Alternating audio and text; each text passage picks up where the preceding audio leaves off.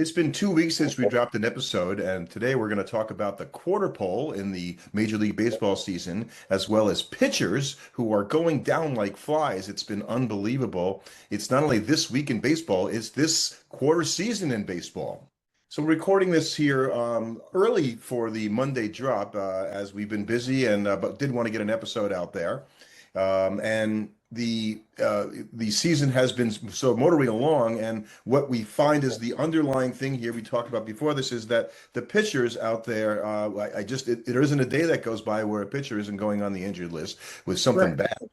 bad. Right, and we might have had another pitcher go down today as Tyler Glasnow leaves the Dodger game with, an potential arm injury. We just so early yet we don't know what it is, but seems like it's knowing him, it sounds like it's his yearly trip to the IL. And the big name pitchers, and I guess the biggest pitcher injury probably would be Tarek Skubal, who actually had been pitching extremely well, and he had I guess they had noticed that he was having a little bit of difficulty, and then he woke up one day and said, I can't pitch. Let's go look at this, and now he's got the same kind of loose bodies in his elbow that Edwin Diaz had, which has you out 2 to 3 months, is basically what the prognosis is. And before you think that means Garrett Crochet is about to run away with the AL Cy Young, he's on the 15-day IL himself. Right. So two of the and it's no coincidence, I think, that these are two of the hardest throwers in baseball. And you start looking down in the line of, okay, well, who throws the hardest? Well, I saw Mizorowski of the Brewers, the young fireballer. I saw he left the game the other day. I got all excited. I thought, oh no, is that him too with an elbow? Well, actually, it turned out to be a hamstring, and not a shoulder or an elbow. And the other guy you wonder is, Paul Skeens looks great. I hope it never happens. But man, if you're throwing up there in that level, wow. Well, it's interesting because you see all of these guys with these elbow and arm injuries, but Mizorowski wasn't the only pitcher to have a hamstring injury. And in fact, he wasn't the only pitcher in the NL Central to have a hamstring injury because the Reds closer, Emilio Pagan, had to get carted off the field after he threw one pitch in the ninth inning and came down with a hamstring injury yesterday. So it's just really interesting that we're not just seeing arm injuries, and now we're starting to see it trickle down into leg injuries as well. That happened to Ranger Suarez of the Red Sox on Sunday, basically a week ago, when he left the game after 4 no-run innings versus the Astros and had a hamstring. So that's just kind of weird because I don't know about you. I don't remember hamstring issues being something for pitchers. No, that's probably coincidence more than anything else, but it is interesting. It's a lot of coincidence. Right. But I mean, even then, Scherzer's back to the IL. Justin Seals suffered a setback. So it's just like, it feels like pitchers, even then Herman Marquez is now on the 15-day IL with a nerve issue. It's just like all of these big name pitchers. Joe Ryan left a game after 2 batters. So it's just like, it feels like pitching this year is going to be at such a premium that health more than normal, I think, is going to be a big part of who ends up making the postseason for a lot of teams. And just having a healthy major league quality staff for a full season, even if they're not great, as long as they're major league average, might be a huge advantage this year. Yeah, the Tigers, who it was bad enough that before Skubal went down, Casey Mize went on the IL with an abductor strain. So hopefully he'll be able to come back. But the Tigers are in a division that is, I guess, sort of up for grabs. I mean, you want to have a chance, and I thought the Tigers would win easily, and I'm not sure about that anymore, obviously. And certainly not to be outdone in terms of getting injured. Position players weren't safe because we lost Jonathan India for the season. Mets lost another shortstop as Ronnie Mauricio goes down for a few weeks due to a broken thumb. I mean, this guy Ronald Acuna now has gone down to a hamstring issue himself, and that's with his sprint speed already looking noticeably less than it had been previously.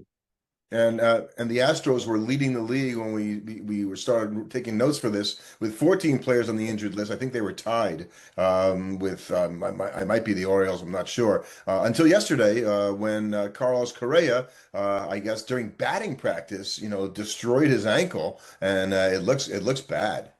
Out for the season. Out for the season. That's bad.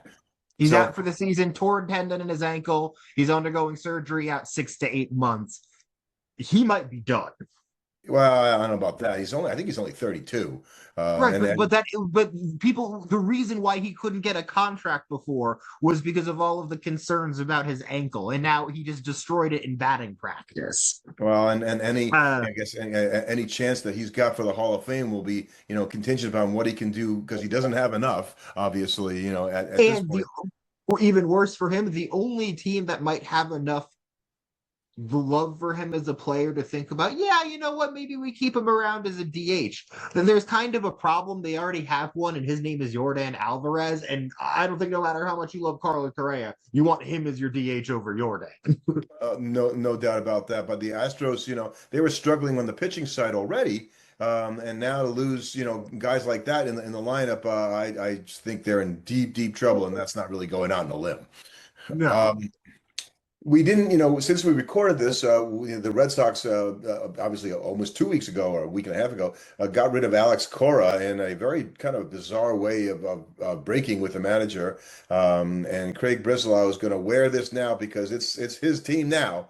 And the Red Sox, if they don't turn it around, I think they're going to begin to lay it in his lap. Well, the worst part, I think the biggest mistake Breslow has made here is that what does turning it around in this context mean? I mean, they're 6-4 over their last 10, except there's still 6 games under 500 and 10 games out of first place, 9 games out of second. So, well, even if you play really solid baseball the rest of the year, what are you going to do? Climb back to 500? Like, you have to play a considerably good brand of baseball to make any kind of actual run at the top of this division, and it's hard to expect that. Well, and let's talk about that division, if you will, because I think the landscape and the Yankees are out in front and looking very strong. I mean, best record in baseball, kind of strong, and they're still waiting for Garrett Cole to really come back and bolster that rotation and Rodon as well. But the Tampa Bay Rays are We're right tearing it there up with at them. what's that? They're right there with them. They're right there with it. They're tearing it up at the Trop. So remember, they played at the Steinbrenner Field where the Yankees minor league team plays last year, and the spring training team as well. And now they're at home, and I guess home cooking was more important to the Rays than I ever thought. They're playing great at home and they're playing really well overall. Now they don't have a great run differential, but it's hard to get on a team too much when they're 24-12. They're 9-1 in their last 10. I think it's just going to be, can they keep it up over the full course of the season? And I think that's what the Yankees would probably bet on in this situation. That, you know what, as long as we just kind of hold serve here, the Rays should sort of naturally fall away, and then we gotta walk the division because it's hard for me to expect any of the Orioles, Rays, Orioles, Blue Jays, or Red Sox to suddenly start like snap to attention and play at a clip required because the Blue Jays are hurt, Boston can't hit, and the Orioles just now look like the same team they've been for 3 seasons. Yeah, I do. Yeah, I kind of feel that way too about the Orioles. I guess every year I scratch my head and I'll say at some point it just feels like they made some changes. They brought in some players. They've done some things. And they still play like the So Orioles. much like we would talk about with our Mets, the young players that we wanted to come up and be the saviors of the franchise just weren't. Yeah, yeah, that's true. And, And I still think they'll. I still think of all the teams in the and the division, they'll Orioles be young the players are way better than the Mets ones. and they will run. They have a better chance of running down, however, to get second place in that division at least. Than certainly Oh, I think any the of the Mets other do. Yeah, teams. the Mets are basically dead in the water already. So in the AL Central, I said it's a dogfight because the Guardians are, I guess, playing the best of all the teams that aren't playing that Every great. team in the division's below 500 as of today. So it's kind of hard to say. Well, who's going to emerge? Do you still believe in the Royals of all the teams now? Given what's happened to the Tigers, where would you go if you weren't picking the Guardians? I think that division is really hard to get on a read right now because it's a division of teams that with the Tigers' best pitchers being hurt, is there a single team in that division that you would pick to win a playoff series against any other team from outside of that division that would be in the playoffs? At this point, I can't do that with confidence. I'd love to pick the Royals, but I can't. I'd love to pick the Guardians and think that they could rise, but I'm not sure I would. Right. The biggest advantage for them is that you know what the AL West kind of equally sucks as much. So it's just like you've got. I mean, really, in the AL, it's basically the Yankees and the Rays are the only two good teams. Everybody else is 500 or worse for the Now most part. that'll change obviously, but what's happened is some of the lower, bottom feeding type teams, the White Sox have been better with Murakami than, and boy, everybody whiffed on Murakami, who said, yeah, let's just go in another direction, like the Mets going They from look like they missed on that one. yeah, they really whiffed on that one. And so, you've got these teams that were supposed to be really bad that are the Athletics are playing well in the West. You've got teams that are excelling in a way that's a real pain in the neck for those teams that thought, well, yeah, we got wins against those guys. It's not working out. Well, I think it's even more so that the overall league is just kind of so average when there's so much parity that like the best teams in the leagues have 25 wins. The worst team, the Mets, have 13 wins. There's only 12 wins between the bottoms and the top teams. Where previously you would have like last season, it would have been the top team has like 28 wins and the Rockies have 4. So Yeah, like yeah, that's true. that has a big impact because the worst teams are not like, and when you're looking at a team, like if you're saying the Mets are the worst team in baseball, they're not that bad in comparison to the worst teams in baseball of 2025 and 2024 and 2023. So I think the worst teams are better this year, and your class is all the class of each division. Generally looks great with the exception of the Central and the West in the AL. The Yankees, the Braves, the Dodgers. I mean, the Dodgers have not been amazing recently, but that's really for them. And so, like, I think that and even the Cubs have been hotter than hell recently. So when you look at the best teams in baseball, I think it's more that the middle teams are all there's not like a lot of okay, good teams. There's just the great teams and then everybody else right now, and then the Mets. And your division matters, right? If you've got a bunch of decent teams in your division right now, the NL Central, you were talking about the Cubs, you've got the Reds that, even though they're on a losing streak as we go in here Wednesday, they've played better. They lost their closer last night. Obviously, you mentioned Emilio Pagan. And the Brewers are the Brewers. They keep playing. The Pirates, man, the Pirates have scored some runs this year. So I wanted to ask you about the Pirates in that division.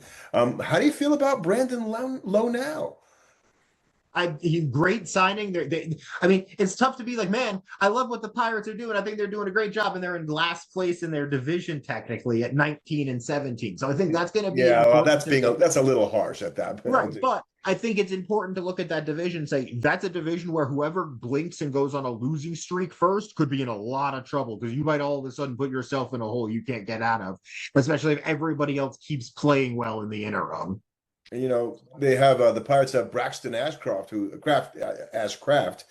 who has looked a little like Paul Skeens out there. And I think when you thought about the guys that were going to be Paul Skeens' running mates as starting pitchers there, you were not thinking it was going to be him. You were hoping it might be Jared Jones, who's still not back and contributing yet, and or Mitch Keller, who's actually pitched pretty well. But the Pirates have certainly had the pitching. We've said that for a Well, while. they're getting the hitting, and They're that's getting the the big hitting. deal.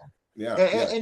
And being in the division you're in this year makes such a difference. If the Mets and the Angels basically have the same record, and they probably feel wildly different about their seasons right now because the Mets are basically looking at their division and going, "Oh, playoffs are in trouble." The Angels are looking at their division, one game better than the Mets, and going, "Oh, hey, we're 4 games out of first place.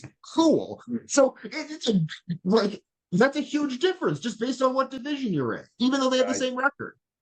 The Angels, I'm talking to somebody about the Angels. It's just so hard, when you think about the fact that this is just a typical Angels season when you really think about it, with where their record is, what their prospects are. And Mike Trout is having the best season he's had in a long time, and everybody's excited about it, except as usual, he doesn't really have much else there around him. I don't know what the Angels are doing. I mean, I think even the fans have acknowledged it of the franchise. It's just like it doesn't seem like they really have a direction or a goal. It feels like they've at least finally committed to let's play young guys and not sign random overpaid veterans for no reason, just so that we can have an off-season signing to talk about. But it's tough to sell your fans on this is the year the rebuild is going to work because as a Met fan that has now watched 2 different cycles of young players come through, and one of them at least achieves some level of, greatness, and then the next really not do anything close to that. It's tough to keep being like, okay, you know what? Here, it's okay. We'll reset for the next crop of rookies. And it's like, okay, well, I have to wait like another 4 seasons then for them to get good.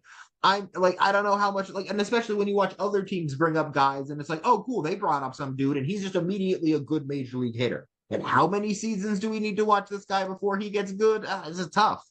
Yeah, and the teams that are that ran it back, and when we were critical, I was critical of well, the Yankees running it back, is that going to work? Yes, it appears to be working. The Phillies mostly ran it back, and they got off to a terrible start, which has been turned around since they made the change from Rob Thompson. As Don Mattingly, as of here Wednesday, I think they're 9-1 since he Even took true. over. They've been real hot since they swapped over to, Don So they're Mattingly. they're certainly better, and then they're moving up, and I expect them to do better. So the teams that have run it back like that, and the teams that made wholesale changes and say we're going to do it differently, the Orioles did that, the Giants did that, the Mets did that. We're going to try to shake it up and make it different. Hasn't been working out so good for those teams, and doing All it right, that but way. that I think that's just more coincidence than anything else because it's hard to be like, oh, okay, yeah, clearly the mistake is to sign free agents. Well, obviously that's not a takeaway. I think it's just you're looking at a bunch, maybe what we saw is what we were valuing in players maybe wasn't necessarily the best things to be valuing. And at least in the case of the Mets, there was a lot more hopes and dreams that were powering this team than I think everybody was willing to admit. There was a lot more like, oh yeah, no, this is the year Beatty Vientos and Francisco Alvarez all actually put together full productive major league seasons. And it's just like, okay, well, wait a second, that's a bit much to expect. For all of them to do it. If you're a Cardinals fan, I think you got to be delighted at how well they've done so far this year, in part due to the resurgence of Jordan Walker, who was the prospect who was always going to do it this year. Well, actually, he is doing it this year. Right, right. And you know what? It's been a great first month of the season, but like we talked about previously, we've sat here with the Pirates being like 20-8, like we talked about being like, wow, I don't know if we believe in them. So we can't be pronouncing players and teams, oh yeah, they finally fully arrived just after a month of the season. Because even then, if you had gotten to the All-Star break last year and you told Cub fans, will PCA replicate his first half in the second half? Every single one of them would have told you, yeah, he's gonna be amazing. Now, I don't think there's a Cub fan on earth that would have taken his second half of the season if that was what he normally did. He'd be a far less valuable player. He's what was that Blue Jays center fielder that was a really good fielder, but he couldn't hit a lick? Was Kevin it Pillar. Pilar? Yeah, yeah. Or no, If Kevin he, Kiermaier. Kevin Kiermaier, right? If he's Kevin Kiermaier, he's not nearly as exciting a player. No offense to Kevin Kiermaier, but PCA as a hitter does things he can't. He's retired now. Anyway, Kiermaier doesn't care. He's happy to get a mention. We didn't talk about the Rockies, and they came into New York a couple weeks ago and swept the Mets, which was sort of like the nadir of the Mets. Mets, like, okay, here it is, the final indignation for being swept by the Rockies. But the Rockies have played respectable baseball. They're not a winning team, but they've got some players. They've got Hunter Goodman, and they've got Mickey Moniak, who I don't know how Mickey Moniak became a home run hitter all of a sudden. He's having the season of his life right now. And we've seen guys do this where just 1 year it all comes together and they just hit everything and they're just, they have that magical year. And Moniak is having an amazing season so far. I'd be stunned if he can keep it up the whole way, but it'd be awesome if he did because the guy would hit, 80 something homers and bat 330. Another guy who I just love saying his name, Ildemaro Vargas of the Diamondbacks, and like I'd heard his name, but I honestly didn't really know much about the player other than he had a weird first name that made me remember him. He's 34 and he's obviously been around for a bunch of years in the major leagues. He had a 27-game hitting streak snap, and I think he's near the top, if not at the top of the National League in batting. And again, another guy is this the season of his life that can be sustained, or is this a good 6 weeks? Right. And sometimes it's really tough to tell. We've seen it when we would say the Mets as an organization got the Jose Iglesias call right in terms of he had the season of his life, and then it was probably time to move on purely from a player production standpoint. Then they got it wrong. because I'll go back and tout my pull on put on my hat and be like, yeah, I was saying do not sign Sean Manaea. We got the season of his life from him, and he's never going to be that good again. And oh my God, he has not been good since then, and we've spent a lot of money on him to be kind of very bad. And that's the tough call. Was the uptick in performance something we can rely on this guy consistently doing, or was it an aberration? And sometimes you're right and sometimes you're wrong on it as an organization. And I think the teams that are more consistently right when they make those calls, those are the best franchises. And the Dodgers are really good at that. They're really good at being like, we got the season from that guy, it's time to move on. And they're very good at being like, no, we need to keep this guy. He's going to keep producing.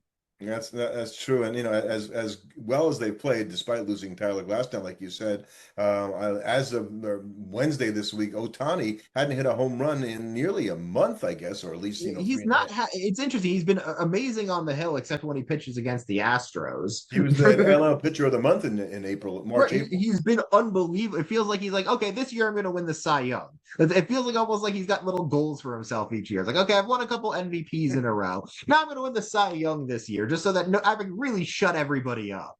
Because he's Yeah, probably thinking, man, I don't even have to hit that great. As long as I hit okay this year and I'm a Cy Young pitcher, they'll probably give me the MVP.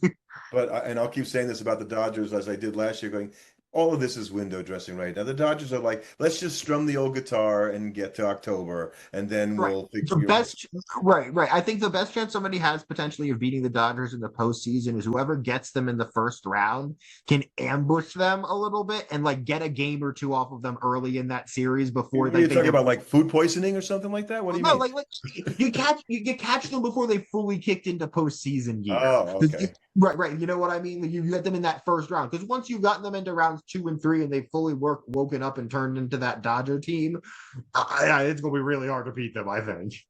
Um, a couple of more notes and that is that it made me think about this. John Sterling, who was first a Braves guy, actually a reporter and writer, became the Yankees radio announcer, and I think he did something like he did 5,060 consecutive Yankee games without missing a game. So an amazing career, a polarizing guy. I certainly listen to the guy in New York all the time, hearing his calls on the radio and not being a Yankee fan.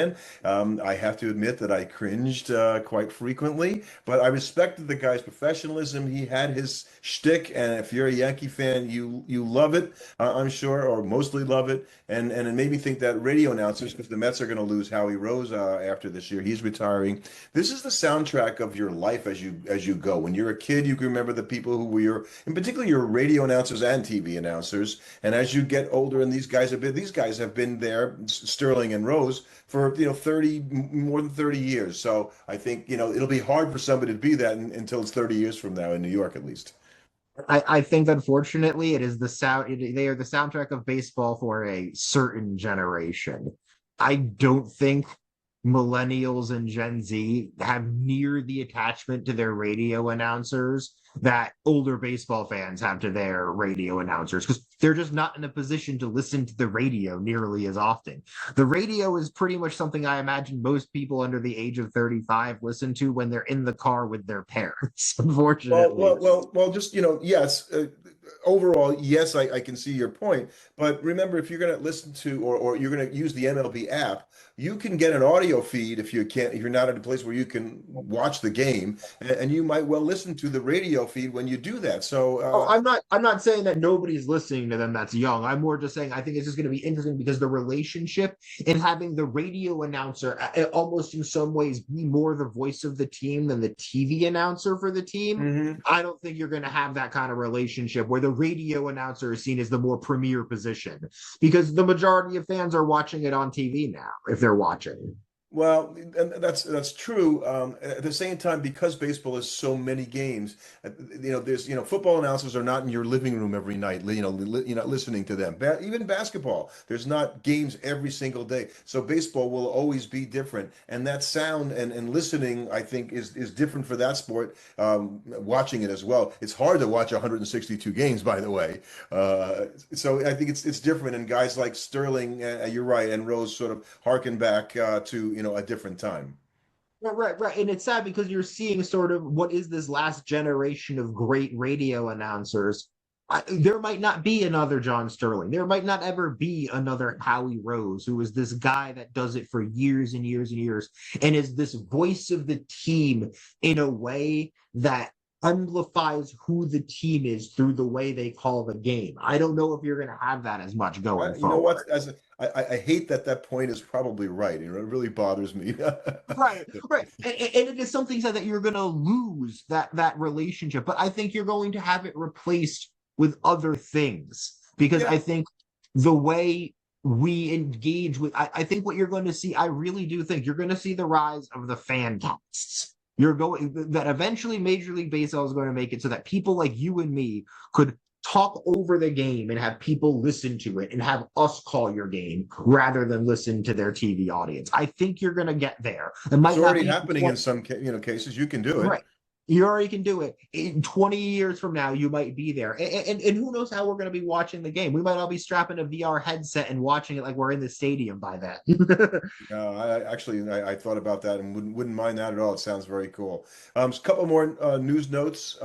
I don't know if you're familiar with the White Sox pitcher Davis Martin, but he is having a great season, and he's a guy that I was barely familiar with before, this season. So, kind of shout out to a guy who I don't think most people know, and his stats look fantastic. Another guy whose stats aren't looking quite as fantastic, and who did what he has done before, is our own favorite guy to talk about, and that's Framber Valdez. Oh yeah, he throws his first four-seam fastball of the year to drill Trevor Story last night, and then acts shocked that everybody's upset about it. That was the fun. That was the part to me that was like, he was like, "Oh, why is everybody mad at me? Like I'm only hitting guys because I'm not pitching very well tonight." It's like an NBA player, like, when he fouls somebody and he goes, "What? I No, didn't it, touch it was him." it was exactly like the play from the Knicks Magic game earlier this year when Desmond Bain threw the ball at OG when Right. he was on the floor, and then Desmond Bain was like, "Why is OG mad at me? I don't understand." Right. And even his manager, Didn't Framber really. Valdez manager, AJ Hinch, didn't go, yeah, he really couldn't support him because, And it it's was not like all AJ Hinch doesn't know who Framber is. He's dealt with him before. everybody knows, everybody saw. So, and we don't talk about the Braves. We talked about a little bit being one of the best teams in baseball. And if you checked out Matt Olson, he's like having an MVP type season. He leads all of baseball in B That's an WAR. even year for Matt Olson. Yeah, how true. So, a shout out to him, and they certainly need him with Acuna Jr. not quite being, yet back and now all the way and on the injured list. So, difficult thing for him there. The best thing for the Braves is that they need to now have a Mets-like collapse from last year in order to take themselves out of a playoff point. They're almost at the point where it's just like, oh, well, yeah, it would take a collapse of historic proportions for you to not make the playoffs. And guess what? Those don't happen too often. No, and they don't happen to the Braves, and they just got Spencer Strider back. So, and they'll get Schwellen back, back on the hill. I think the Braves, and we knew they were well positioned before the season. Right. Uh, That was like anybody that was like, oh, the Braves are a dark horse this year in the National League is somebody that doesn't quite understand the definition of a dark horse. Exactly. So and so you wonder about the teams, can they hang in there? Can the Rays, like you said, hang in there? We'll see. There's basically three-quarters of the season to go. I can't really believe that a quarter of the season is, because it feels, as a Met fan, like the season's already over. I mean, it's like certainly my interest has dwindled like it's already over. Like, it's because it's just like as a Met fan, you're now looking at it like, oh, okay, they kind of need to win like 10 in a row for before I'm starting to be like, oh, hey, now it's interesting to watch baseball again. Well, they've gone from being horribly awful to just being, oh, okay, not as bad as they were. They got a long way They're to go. score right. They're scoring some runs, which at least makes the games watchable. Definitely. So we'll be back with another podcast in a week. We're going to have an author, a book about Japanese baseball and the Japanese leagues and the different aspects of Japanese baseball. It was a terrific book, and we look forward to having the author join us. Thank you.